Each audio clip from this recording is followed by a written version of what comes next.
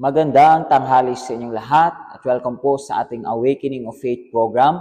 At narito na naman tayo para matuto kung paano gagamitin natin ang ating pananampalataya na magriresulta ng ating kaligtasan. Kaya pakiusap, tumuto kayo sa ating program ngayong tanghaling ito at matuto at maging pinagpala sa inyong buhay. Kaya kung maaari, ihanda nyo na rin ang inyong tubig dahil mamaya ito ay babasbasan ni Pastor para kapag ininom mo ay tumanggap ka ng kagalingan, solusyon, at tanggapin mo ang tubig na nagbibigay buhay.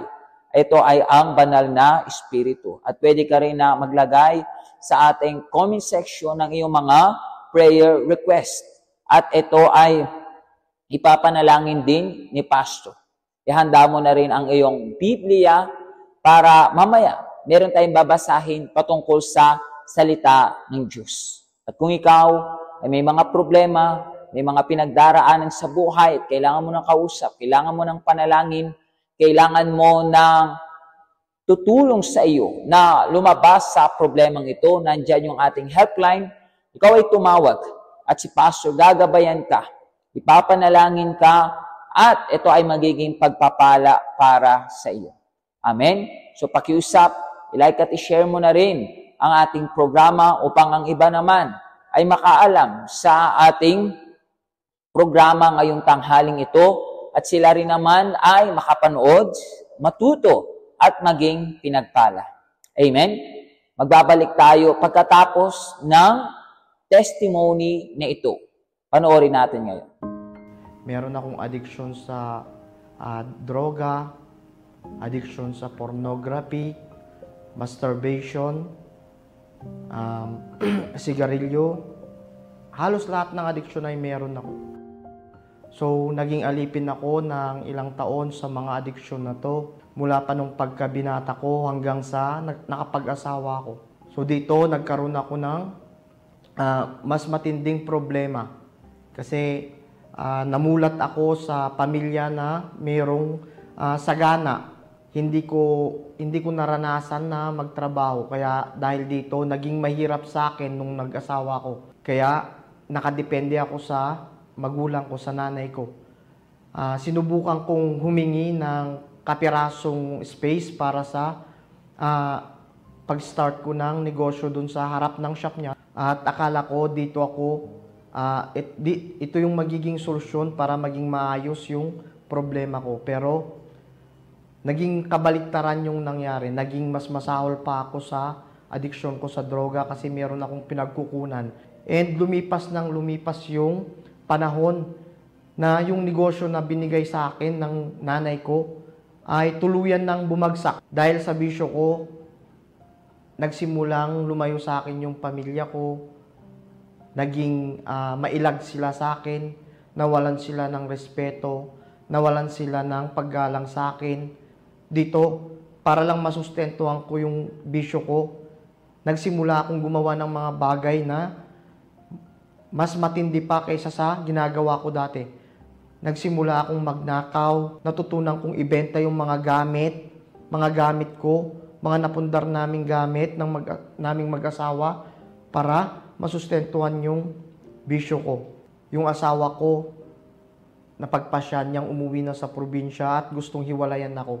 Every time na mag-isa ako sa kwarto ko, binababa ko yung sarili ko na ganito na lang ba ako. At bukod pa dito, nagkaroon ako ng matinding kalungkutan. So yung nanay ko is nag-a-attend na dati sa Simbang Universal.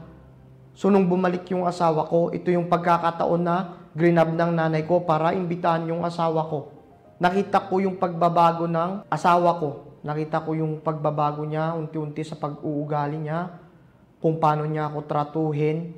And then, one day, hindi ko rin maintindihan sa sarili ko nung mag-isa ko na nagkaroon ako ng desire na magsimba. Nagkaroon ako ng kagustuhan na baguhin yung sarili ko. And, ayun nga, doon nag-start yung pagbabago ng buhay ko. Kinausap ako ng lingkod ng Diyos. Tinuruan ako kung paano ko gamitin yung pananampalataya ko. Naging faithful tither ako. Then, Nagsimulan na rin ako nagpabaptize sa tubig. Na-bless na rin ako sa family ko kasi nakita nila yung pagbabago ko, naging maayos, naging payapa yung buhay ko. Naging payapa kasi binitawan ko lahat ng kasalanan ko. But kahit na alam ko na hindi na ako namumuhay sa kasalanan, andun pa rin yung point na parang kulang pa rin ako sa loob ko. Meron yung bagay na hinahanap ko pero hindi ko alam. And yun nga, dumating yung campaign of Israel. So, hiningi sa akin ng Diyos yung ipon ko na to. And hindi naging madali sa akin kasi dito ako nakadepende nun. Dito ako nagtitiwala nun. At nandito yung puso ko. So, inilagay ko lahat. Ginawa ko yung physical na sakripisyo ko. Nag-evangelize ako. Tumulong ako sa simbahan. Gumigising ako sa madaling araw. Yung oras na parang napakahirap gumising para lang manalangin, para lang hanapin yung Diyos. Hindi ako humingi sa Diyos ng patungkol sa mga pagpapala. Hindi ko itinuon yung isipan ko sa mga pagpapala, kundi itinuon ko lalo yung isipan ko sa Holy Spirit. Sinuri ko yung loob ko, nilinis ko yung loob ko, sarili ko, and until nagkaroon ako ng assurance, nagkaroon ako ng kasiguraduhan na kung ano yung inilagay ko sa sobre ko, na kung ano yung inilagay ko sa sakripisyo ko ay kompleto na. Nakita ko yung pagbabago sa kaisipan ko, nabago yung pananaw, nabago yung pananaw ko, nabago yung paano ako mag-isip, nagbago yung interest ko, and bukod pa dito, napunuan yung nasa loob ko. Nagkaroon ako ng kapayapaan, nagkaroon ako ng gabay, nagkaroon ako ng lakas para pagtagumpayan yung mga bagay na kahinaan ko. Naging mabuti akong asawa, nagkaroon ako ng self-control, nagkaroon ako ng pag-ibig. So dahil sa mga bunga ng Espiritu Santo, nabago lahat ng aspeto ng buhay ko. Naging maayos yung bahay ko, nagkaroon ng kapayapaan kasi nga mayroon ng self-control, and ganun din sa finances ko. Dahil sa Espiritu Santo, binibigyan ako ng vision, binibigyan ako ng mga ideas kung paano pa maging malago sa finances ko. So ngayon, hindi ako nagkukulang. But pinakahigit sa lahat, nagkaroon ako ng salvation ng kaluluwa ko.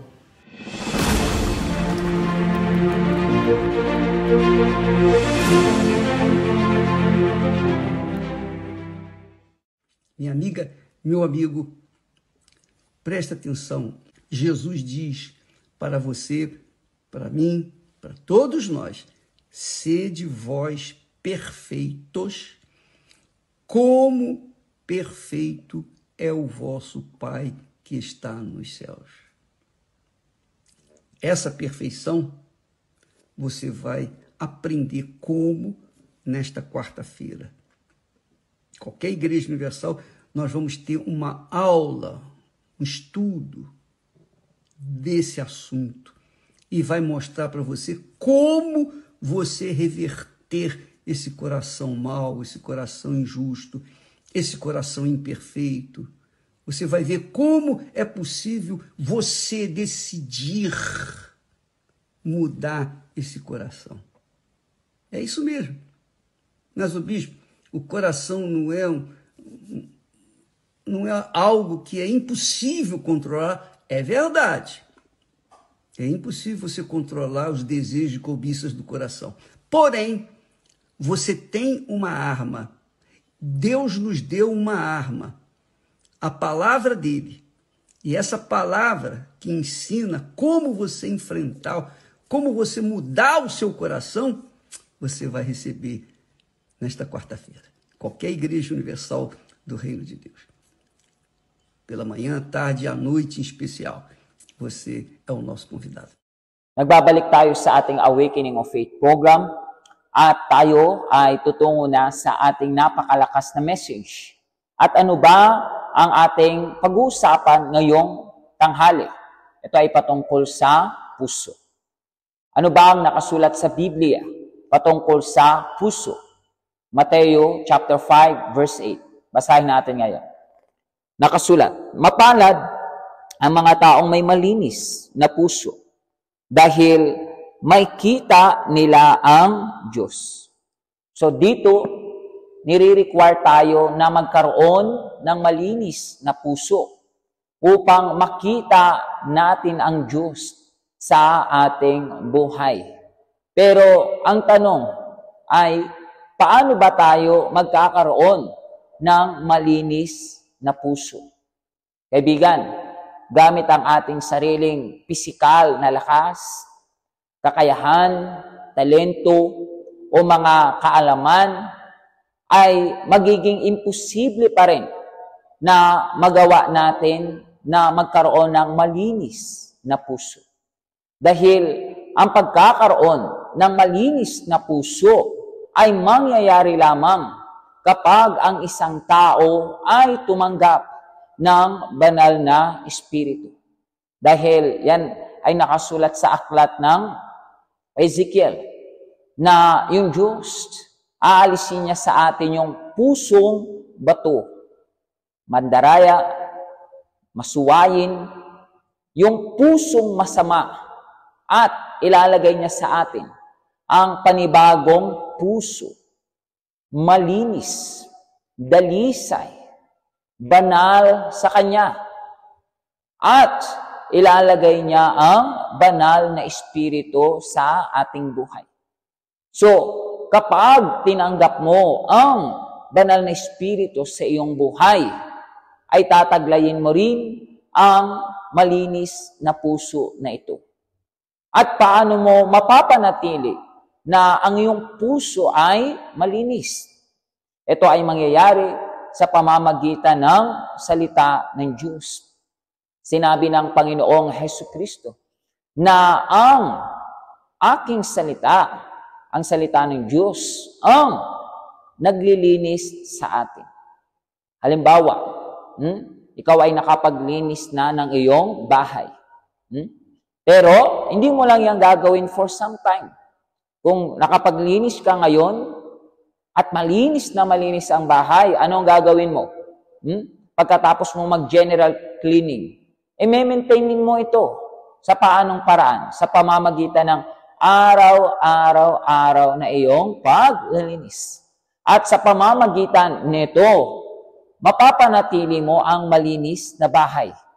Ganon din naman, ang naglilinis, nagpapanatili ng ating puso ay ang salita ng Diyos. Oo, ito ang nagbibigay sa atin ng kalinisan sa ating puso sa panghabang panahon. Kaya kailangan natin na ugaliin na laging nagbabasa ng salita ng Diyos, nakikinig ng mga katuruan patungkol sa salita ng Diyos. At kapag ito ay pinapamuhay natin sa ating buhay, ginagawa natin na panatilihin ang ating sarili na may malinis na puso. Ang pagkakaroon din ng malinis na puso ay pagkakaroon ng kalinisan sa lahat ng bagay. Halimbawa, dapat malinis din ang iyong isipan. Ang iyong isip ay dapat walang laman na kalaswaan, karumihan, o kasamaan. Dapat ang iyong isip ay walang mga pansariling motibo o intensyon o mga masamang pagpaplano. Wala dapat yan na kahalayan o kasinungalingan. Ang isip mo ay hindi dapat nag-entertain ng mga bagay na hindi kalugod-lugod sa Diyos. Even though na may mga dumarating talagang evil thoughts sa atin, pero agad natin itong binubugaw, pinapalayas, at pinapanatili natin ang ating isip ay malinis. Ganun din naman, ang pagkakaroon ng malinis na puso ay pagkakaroon ng malinis na pagtingin sa ibang tao. Pamumuhay ng banal, pagkakaroon ng takot sa Diyos, ang pagkakaroon ng malinis na puso ay pagkakaroon ng ng malakas na relasyon sa Diyos. At merong magandang pakikitungo sa kapwa. So, kapag ang isang tao merong malinis na puso, itong taong ito ay handa sa pagliligtas ng Panginoong Diyos. Oo, kapag ang taong ito ay namatay o inabutan ng rapture at taglay niya ang pagkakaroon ng malinis na puso, so siya ay makakapasok sa kaharian ng langit. At doon, face to face, may kita niya personally ang Panginoong Diyos. At doon, tatanggapin niya ang buhay na walang hanggan. At doon, matatamasa niya na panghabang panahon ang kaluwalhatian ng Panginoong Diyos. Kaya nga, napaka-importante na magpunta ka ngayong araw na Miyerkules. Kasi itong araw na ito ay itinakda para pwede mong hanapin at matanggap ang bautismo ng banal na Espiritu at magkaroon ng malinis na puso. Sa araw din na ito ay naglilinis o pinapanatili nating malinis ang ating puso. Bakit? Kasi sa araw na ito, tayo ay nagbibigay tayo ng more time para aralin ang salita ng Diyos. Yun nga, ang naglilinis sa ating isip, sa ating kaluluwa, sa ating puso. Amen? Kaya magpunta ka. Huwag mong sayangin itong araw na ito.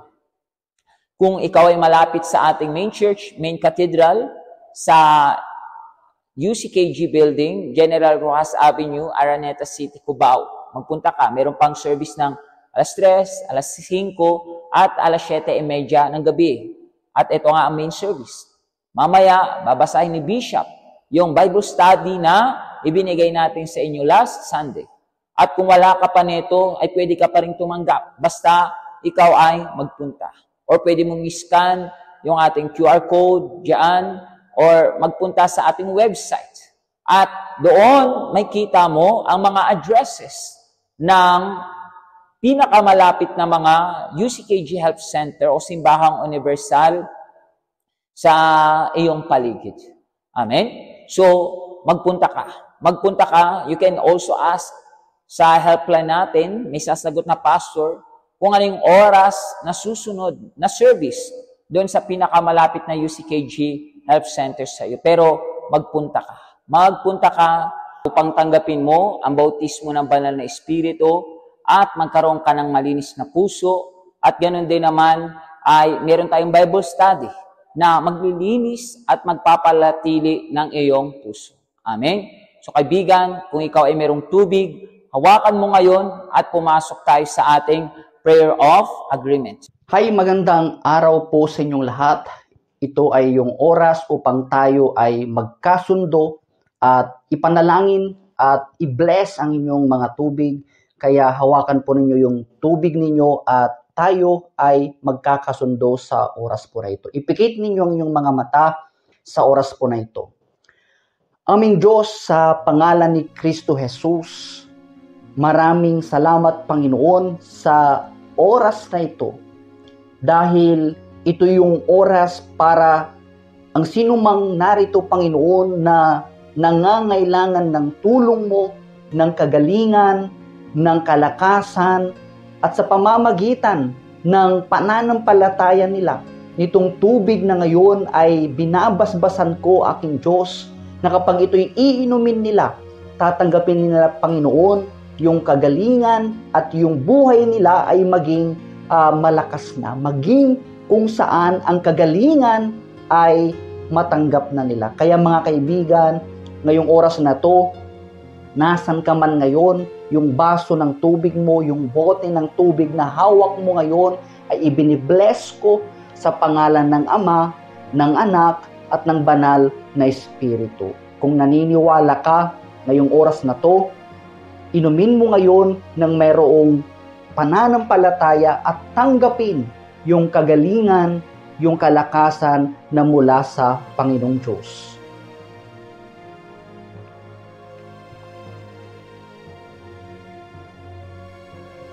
O aking Diyos, sila, Panginoon, na nasa hospital, sila, Panginoon, na nasa tahanan nila, sila, Panginoon, na nasa either sa trabaho, na ngayon nangangailangan ng kagalingan. Panginoong Diyos, pagalingin mo sila. At walang duda, aking Diyos, na sila ay meron na nitong kagalingan sa kanilang buhay. Mga kaibigan, kung naniniwala ka, tanggapin mo ngayon at sabihin mo ngayon, Amen. Amen. So, maniwala ka na ngayon ikaw ay magaling na. Ikaw ay malakas na at yung Diyos mismo yung nagbigay sa iyo ng tagumpay sa araw na ito. Amen. Kaya mga kaibigan, magpatuloy sa pananampalataya. Ngayon ay Miyerkules, sa lahat ng simbahang universal ay bukas upang gawin itong service na ito patungkol sa ating espiritual na buhay. Ngayon nga ay meron tayong tinatawag na Bible study kung saan ngayon ay matututunan mo kung paano maging malakas sa iyong spiritual na pananampalataya, yung iyong spiritual na buhay patungkol sa iyong kaligtasan. Kaya ito ay hindi mo dapat i-miss. Ngayon dito sa Coronadal, mamaya 3 p.m. meron pong service. Kung kayo po ay malapit dito o may kakilala, maaari nyo pong kontakin yung ating helpline. Meron tayo mamaya para sabihin kung saan yung address. Pero tuwing linggo, dito sa Coronadal City, South Cotabato, meron tayong every Sunday 10 a.m. Yung address po ay Tosheco Hotel, Red Doors, Osita Block 1. Malapit po ito sa Philippine Statistics Authority. Kung kayo po ay merong kakilala, may mga kaibigan, may mga siguro nandito ngayon at welcome na welcome po sila. Kayo din ay welcome. At saan man po kayo today, yung Diyos ay nandyan para bigyan ka ng gabay at hanggang sa muli, pagpalain po kayo ng Diyos.